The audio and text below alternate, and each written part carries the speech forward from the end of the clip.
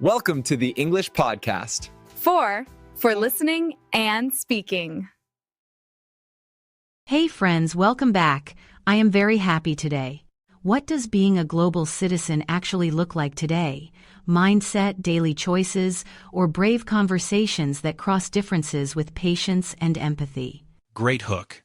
I'd start with one familiar scene: morning headlines. Neighbors speaking 3 languages. The bakery smells traveling farther than passports. Then ask, how do you define a global citizen in practical, everyday terms? I'd say a global citizen is someone who stays curious, listens first, and acts kindly beyond borders, because people's realities are interconnected, so small choices ripple into wider communities.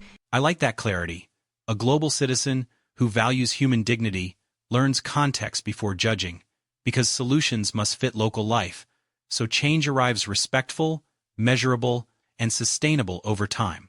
Oh wow, that feels real when I remember my building's WhatsApp group: immigrants, students, retired neighbors, sharing flood updates and spare umbrellas. That micro-network felt bigger than City Hall sometimes. Exactly. The identity becomes visible through behavior, not slogans. We can define it simply. A global citizen is someone who recognizes interdependence and practices responsibility wherever they stand. Let's ground it with language learners listening. Here's a clean sentence. A global citizen is someone who understands different perspectives and chooses actions that help beyond themselves, especially during everyday decisions. Nice cadence. Add a why, because communities function like ecosystems, so empathy and verification prevent harm, and a relative clause helps detail. Empathy, which grows through practice, protects conversations from spiraling. Speaking of practice, I've met many listeners traveling abroad. They ask, how do I sound respectful quickly? I suggest gentle questions like, could you explain how this usually works here? That's a strong frame. Another helpful line is, where do people usually get reliable information about this issue? It invites local expertise without declaring your own assumptions as universal truth. Quick micro roleplay for everyone. Imagine I'm describing my neighborhood pantry project. I'll define, then you question, then paraphrase. It'll show definition, clarity, and respectful follow-up in action. Ready for it? I'll listen. Ask 2 focused questions and restate your main point so listeners hear how paraphrasing reduces confusion and builds common ground during complex, emotional topics. Here goes. A global citizen is someone who treats need as shared, not distant. Our pantry, which started on a rainy weekend, exists because hunger hides in busy cities, so neighbors collaborate. What's a good way to join respectfully if you're new to the area and unsure about existing rules? Also, why is starting small important for long-term community trust and participation? You could start by asking coordinators, how do donations usually work here? Then offer time before opinions. Starting small matters because consistency proves care, so people feel safe involving you. Paraphrase time. You're saying newcomers should seek the local process first, then contribute steadily. Small, reliable help rather than flashy promises builds trust, which encourages wider participation and durable results. Yes, exactly. And language learners can use simple present for general truths. Volunteers meet weekly. The pantry distributes fairly. Then add because and so for reasons. Because nights get cold, so blankets matter. I appreciate the grammar and action approach. Also, present perfect fits identity. I've delivered parcels since January. I've coordinated Saturday signups.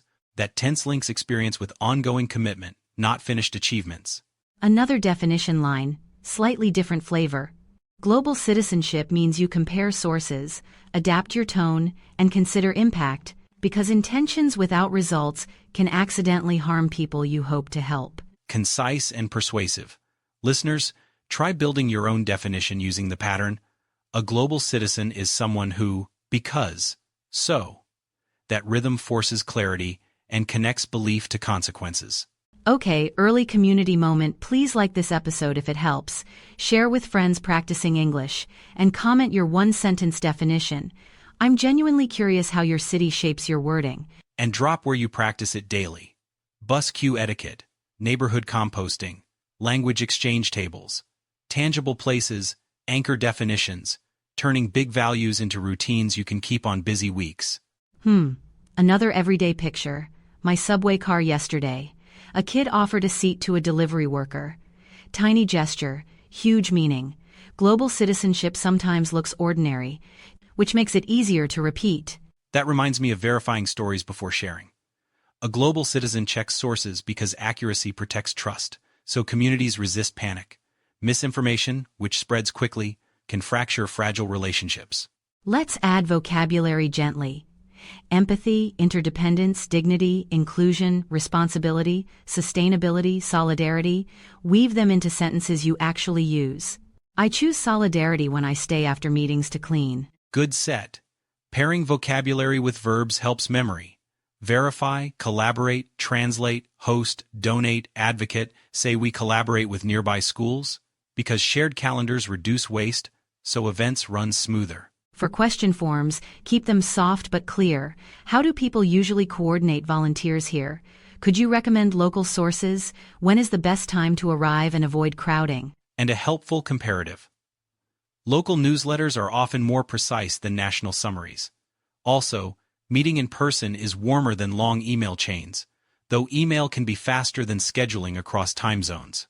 Speaking of tone, adding, or I might be missing context, softens assertions. It signals humility. You still communicate confidence, just with enough air for others to join comfortably. That's socially intelligent. Listeners, try this framing. I think this plan helps, because our building shares walls, so shared solutions work. Then invite feedback. What did I overlook from your perspective? Here's another micro picture to sharpen definition. Imagine a street market, prices posted, languages braided. A global citizen listens first, asks politely, and pays fairly, because fairness keeps the market alive. Your market scene works. Now I'll model a paraphrase move anyone can learn. So you're saying fairness sustains relationships, which sustain livelihoods. Therefore, responsible choices today protect tomorrow's marketplace. Exactly. Plus, language learners can attach a relative clause to highlight meaning. The market, which gathers families every weekend, doubles as our classroom for practicing courtesy and negotiating respectfully. We should also address boundaries. Global citizenship isn't boundaryless giving. It protects personal capacity. You can say, I'm unavailable tonight, but I'll join Saturday. Clear limits make contributions sustainable. Oh yes, sustainability includes energy. I've burned out before. Now I define participation as repeatable. That definition, which respects mental health, keeps me engaged longer, so outcomes actually happen. Quick audience prompt 1.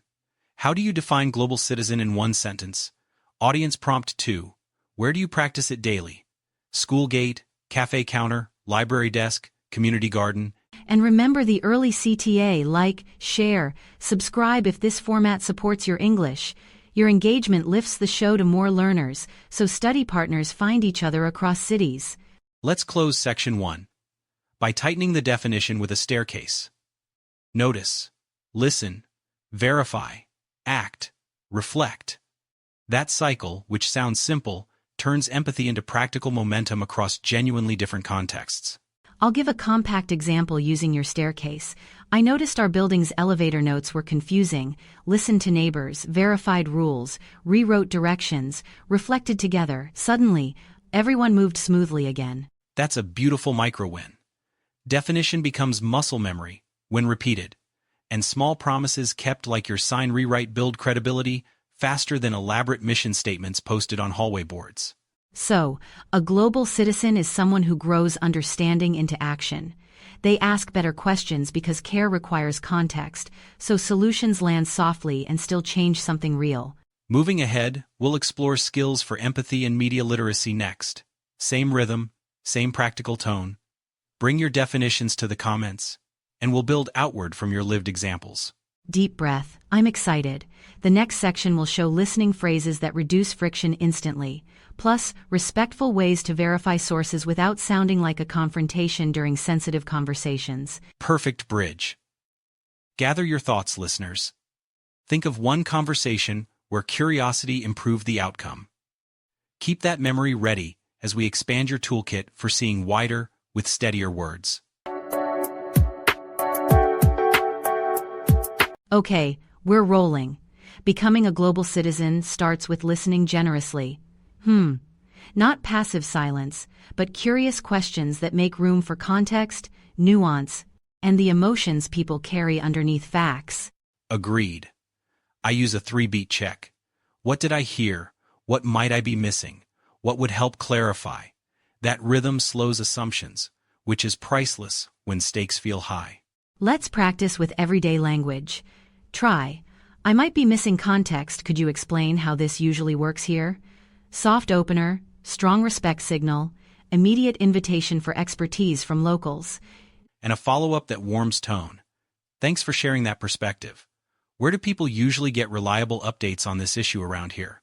Libraries, neighborhood channels, or trusted community groups? Listeners, notice the question forms. Where do people usually? Could you explain? When is the best time to? Those shapes are friendly doorways, not verbal traps. They encourage stories over slogans. Media literacy pairs naturally with empathy. I say, let's verify before amplifying. Ask, who published this? What evidence supports it? And which local voices confirm or challenge the claim? Quick micro role play. I'll repeat a neighborhood rumor. You'll respond as a respectful global citizen. Keep it human, not robotic. Ready? Someone said the river cleanup failed because funds disappeared overnight. Thanks for flagging that. I heard similar concerns. Do we know the source, and has the city posted an update? Also, which community groups usually audit these projects for transparency here? Nice. You didn't shame me. You invited clarity and partners. That balance protects trust while protecting truth. People feel respected, so they share more, and solutions stop evaporating into gossip. Add a kind bridge. I could email the Environmental Coalition and ask what happened. If you prefer, we can check together. Collaboration, which distributes effort, also distributes accountability fairly. Empathy also means translating urgency into accessible steps. Instead of blaming, try, we all care about the river. Could we gather maintenance schedules because consistency prevents backslides, so progress doesn't stall? Strong because so chain. And here's a comparative to steer choices. Small, repeated cleanups are more effective than one dramatic event. Steady routines are easier than sporadic sprints, especially for volunteers. Now a listening tactic for heated rooms. Mirror the headline gently, then ask for texture. So you're frustrated about delays. What would a reasonable timeline look like? And who needs to approve first? That question moves people from anger toward planning. It also maps decision points. A global citizen who cares about outcomes keeps conversations pointed toward doable actions instead of circular arguments. Tone matters too. Your voice can smile without your face. I'll try, that's interesting. I hadn't considered how school schedules affect turnout. When is the best community meeting time? Perfect. And if you need boundaries, say, I'd like to understand more tomorrow. Tonight I'm offline. Clear limits, which protect energy, actually keep participation sustainable. Burnout helps no one long-term. Vocabulary moment, interdependence, verification, nuance, solidarity, accountability, accessibility. Sprinkle them naturally.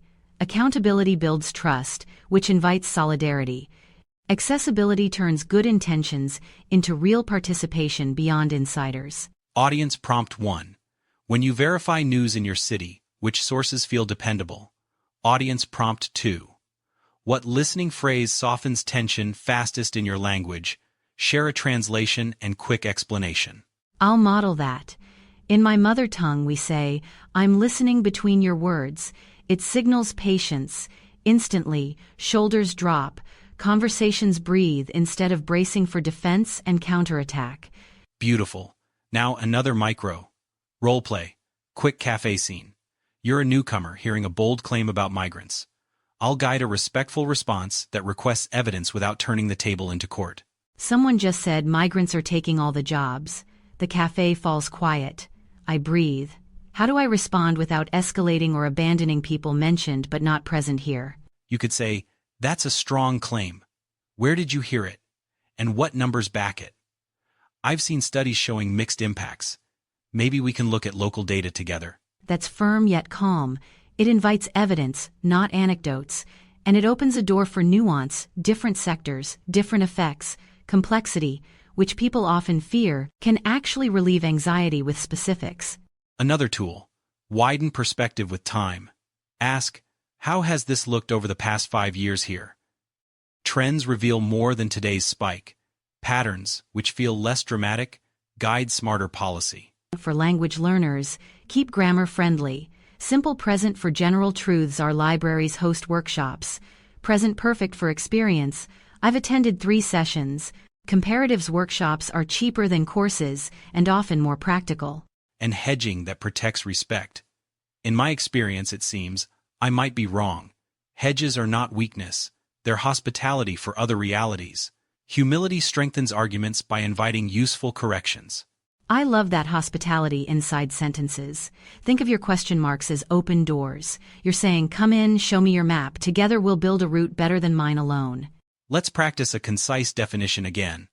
A global citizen is someone who learns before lecturing, because context changes consequences. So responsibility requires research paired with warm, collaborative action. Clear and grounded. Listeners, take 15 seconds after this episode to write your 1-sentence definition. Then add 1 behavior you'll try this week, maybe verifying before sharing, or asking a clarifying question. Bring translation into the craft too. If you're bilingual, translate a city notice for neighbors. Accurate translation, which is empathy in action, turns official language into usable instructions for daily life. And if translation feels scary, co-translate. 2 sets of eyes catch nuance. You might say, I can draft a version, then we'll review. Collaboration beats perfectionism when timelines are tight. Closing this section, remember small promises. Say, I'll follow up Tuesday. Then actually follow up Tuesday. Reliability, which is quiet and unglamorous, builds the strongest bridges in diverse communities. Lovely. Next, we'll move into practical scenes, food, festivals, and daily etiquette, because culture breathes through habits. We'll show how descriptions become invitations without sounding like tourist brochures or textbooks. Let's step into the street market together. Oh wow, sizzling pans, bright chilies, steam like perfume. How do we describe it clearly and kindly, without sounding like clumsy tourists? Start with ingredients, occasion, and meaning. Say this noodle soup, which families eat after harvest, tastes peppery and comforting, because broth simmers slowly, so conversations naturally stretch longer. I love that rhythm. Try a friendly question. What's a typical garnish people add here, and why? Now locals become teachers, and your description grows roots instead of surface sparkle. Add a comparative to guide choices. Afternoon crowds are calmer than evenings, so first-time visitors feel safer. Daytime prices can be slightly cheaper than late-night stalls near the music tent.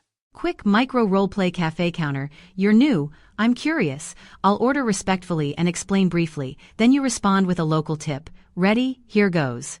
Ready. I'll listen for clarity, meaning, and one small cultural cue.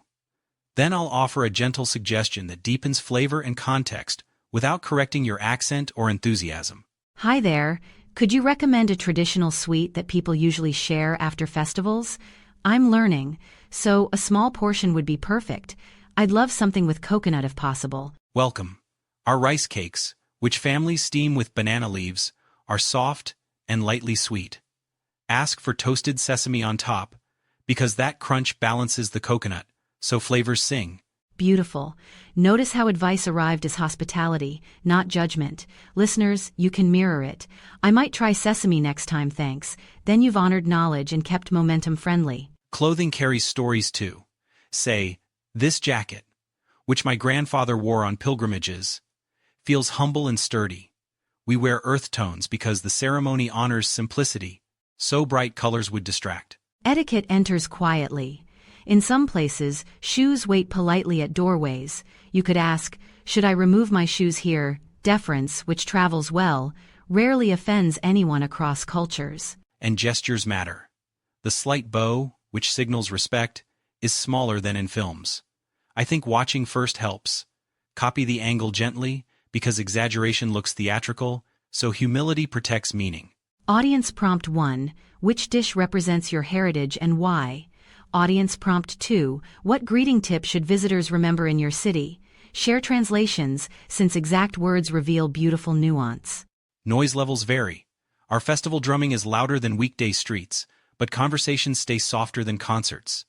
If greeting elders, you might lower your voice, because quiet equals respect here. Gift giving can surprise travelers. Ask, when do people usually open gifts here, right away or later?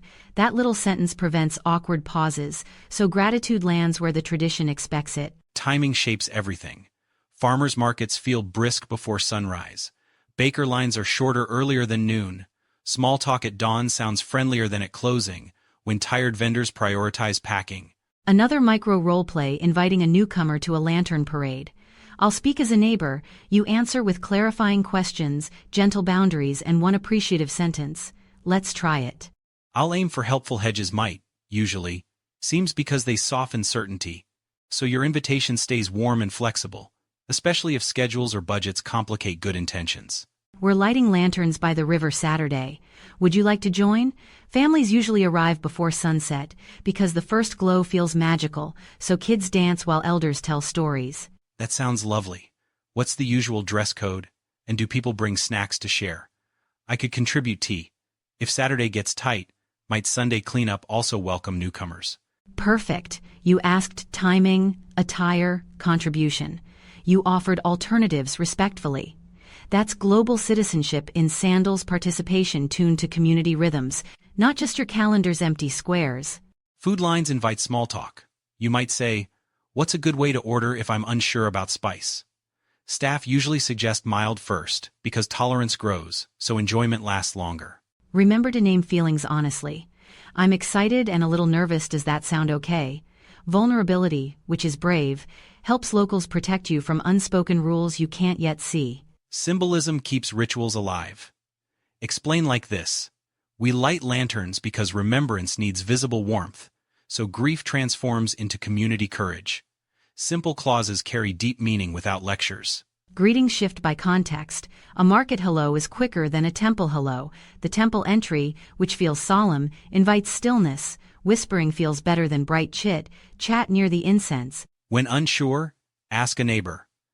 How do people usually line up here? The answer reveals values first come first served, elders first or families first. Systems, which seem small, shape belonging. Another short role-play temple entry. I'll be the visitor. You guide me with modest language, not commands. Show how kindness can teach without scolding. Welcome. Many people pause at the gate, which honors quiet reflection. If you'd like, hold your hands together for a moment. Photos are allowed outside, but we skip flash near prayers. Thank you. That gentle tone feels like a handrail. Listeners, remember hedges if you'd like. Many people we usually. Kindness sits inside grammar, which is my favorite linguistic secret. Describe flavors with comparisons. This soup tastes earthier than the clear broth. This pickle is sharper than the chili sauce. Comparisons, which anchor sensory memory, help listeners imagine without guessing. Street directions can become cultural lessons. Where's a good spot to watch the parade respectfully? Locals might say, families gather by the old bridge, because elders prefer benches, so kids can dance safely. To avoid crowd stress, you could arrive earlier than the drumline. Early arrivals secure quieter corners, which are better for children. Logistics, though unglamorous, often determine whether joy or fatigue wins. Practice gratitude out loud. Thanks for explaining that lantern meaning. I'll follow the river path quietly. Gratitude, which acknowledges unpaid labor, keeps traditions generous toward newcomers and returning guests. After the event, close the loop. Say, I appreciated the invitation. Should I join the cleanup tomorrow? Contribution, which follows celebration, turns visitors into neighbors faster than any selfie. Audience, quick reflection. Which custom in your life looks simple but carries deep meaning? Explain it in 2 sentences, scene and significance. You'll be amazed how powerfully clarity travels. And when you share online, verify context. A photo of offerings, which seems decorative, might be sacred. Ask permission, because respect prevents harm, so communities keep welcoming learners. Last tiny role play, ordering respectfully when you mispronounce. I'll stumble intentionally. You respond with kindness and a helpful repetition, like a human subtitle. Of course, mispronunciation is a bridge opportunity, not a courtroom. Hello, could I try the bongio? I'm probably saying that terribly. I really want the crispy pancake with herbs and fish sauce. Great choice. It's bonsai.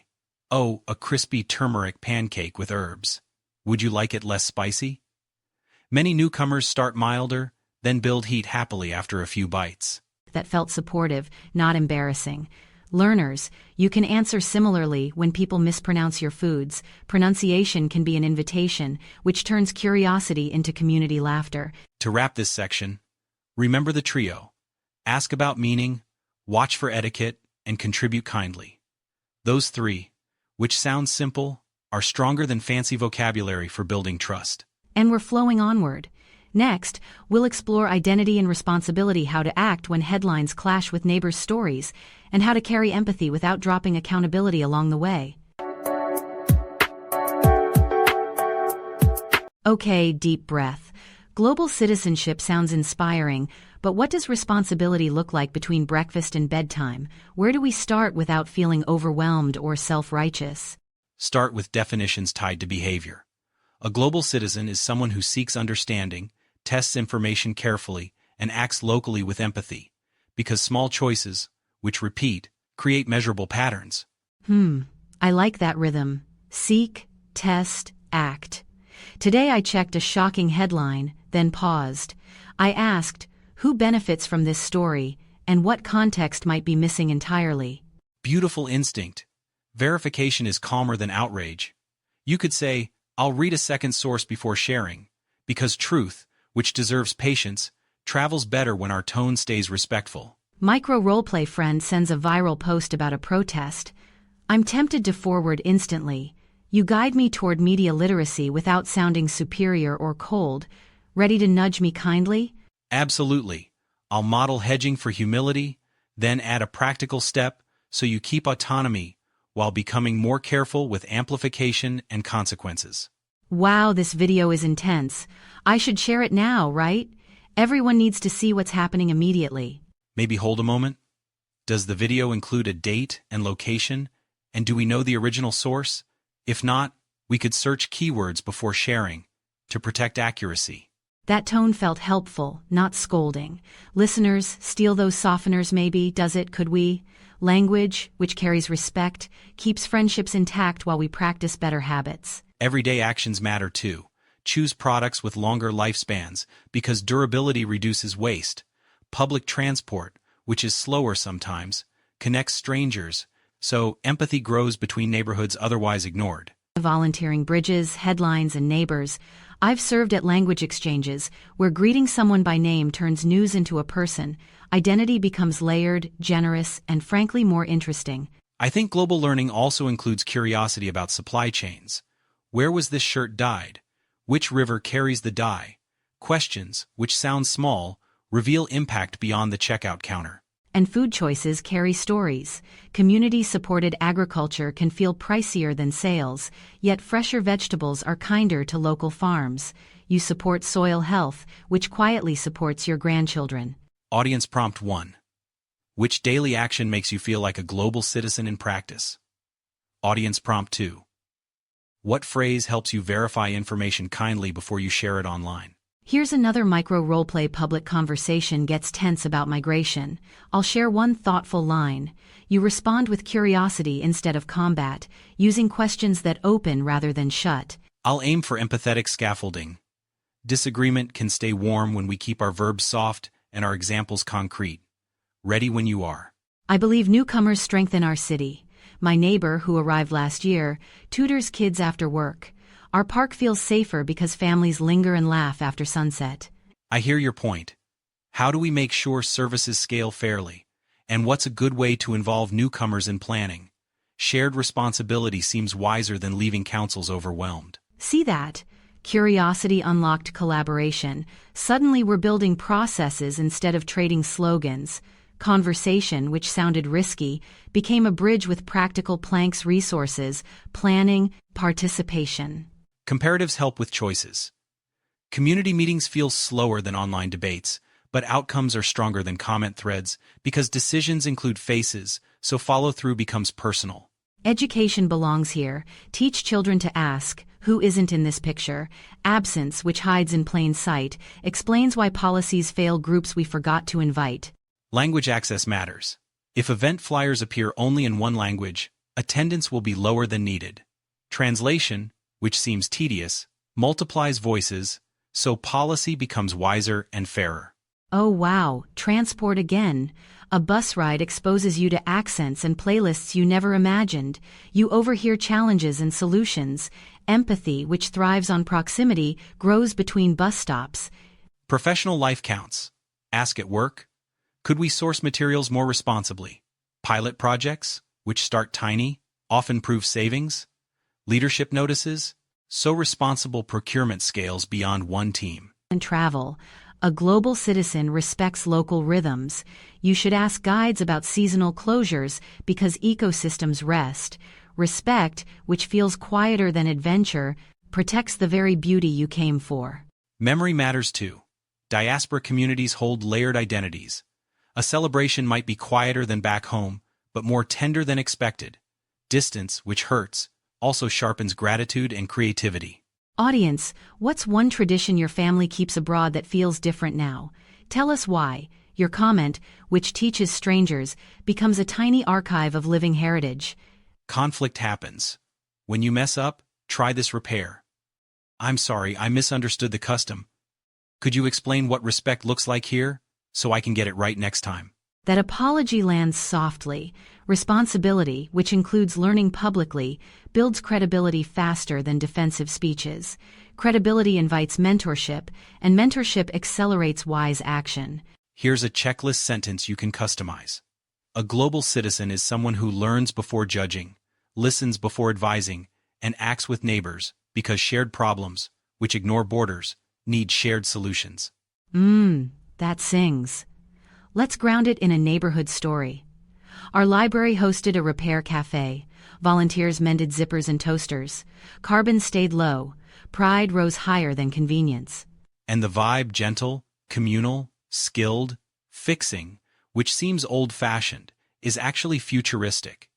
It imagines cities where care outcompetes planned obsolescence.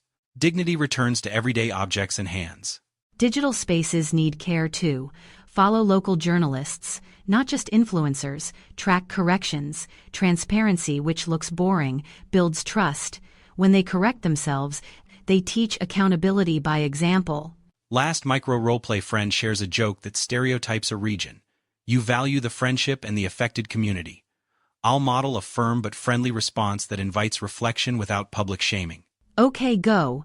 Make it real, not preachy. I like you, and I know you're funny. That joke lands hard on some neighbors. Could we pick humor that doesn't flatten people? I'll share a comic I love instead. Yes, you named care, impact, and an alternative. Repair flowed faster than argument.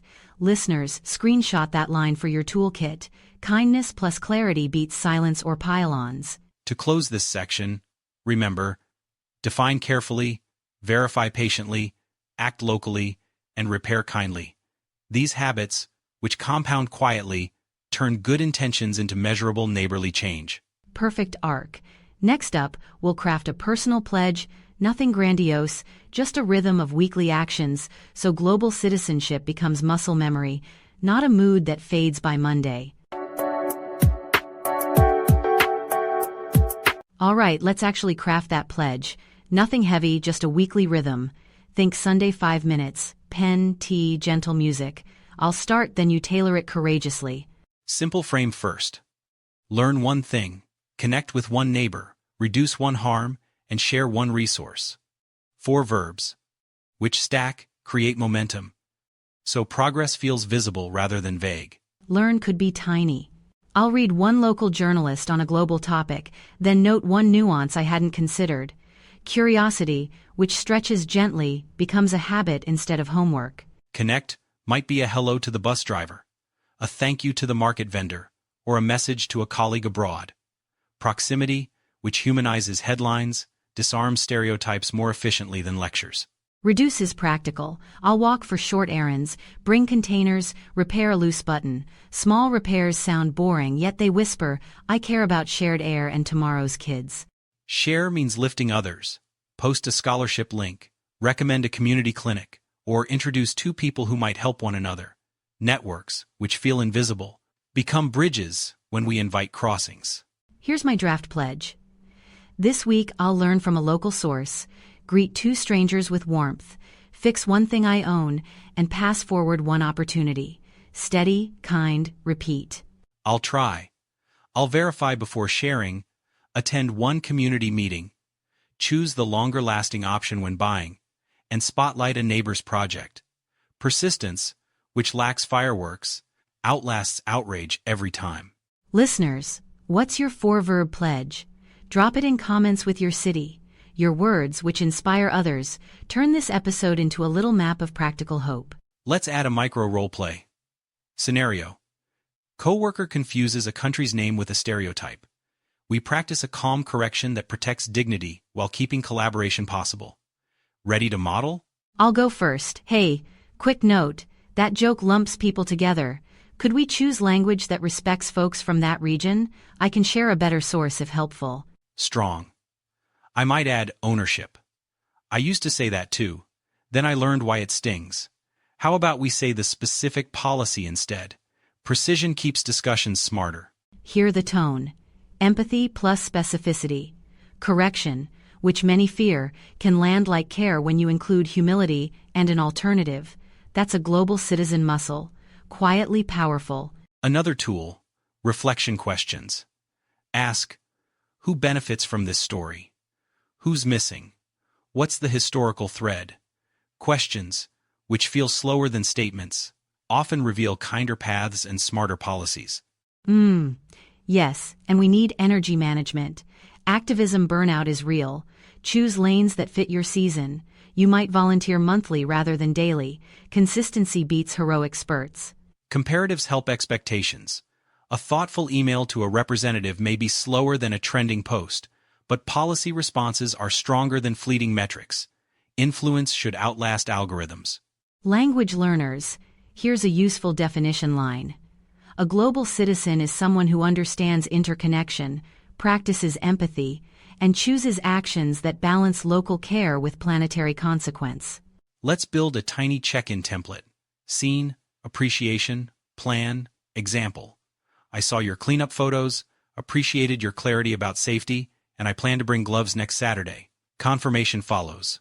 Yes, that three-step rhythm keeps momentum tangible.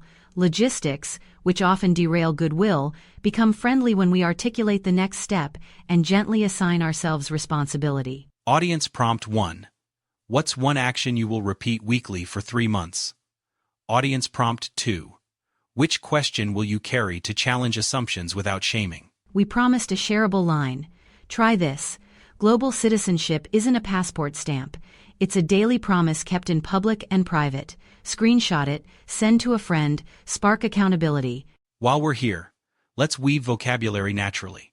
Empathy, understanding, interdependence, perspective, solidarity. Use them in living sentences. I believe solidarity grows when neighbors coordinate, because shared deadlines create shared victories. And adjectives for our identity.